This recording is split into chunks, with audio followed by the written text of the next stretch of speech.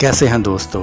آج ہم آپ کو لے جا رہے ہیں 1912 کی ایک ایسی رات میں جب دنیا کا سب سے عظیم جہاز ٹائٹینک سمندر کی گہرائیوں میں غرق ہو گیا۔ یہ کہانی ہے عیش و عشرت کی، دھوکے کی اور ایسی ہمت کی جو آج بھی ہماری یادوں میں دوڑتی ہیں۔ تو تیار ہو جائیں کیونکہ یہ سفر آپ کے دل کو ہلا دے گا۔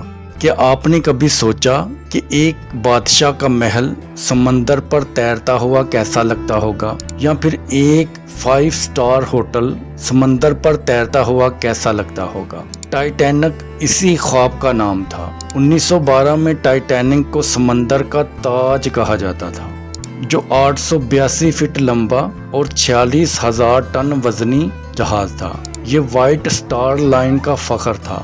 بیلفاسٹ کے Harland and Wolff shipyard میں 3 سال کی محنت سے بنایا گیا یہ جہاز صرف ایک جہاز نہیں تھا، بلکہ ایک عالی شان خواب تھا، جس میں سوئمنگ پول، ترکش باتھ، سونے کے جمروں والے ڈائننگ ہالز اور فرسٹ کلاس کیبنز جو کسی راجا کے محل سے کم نہ تھے۔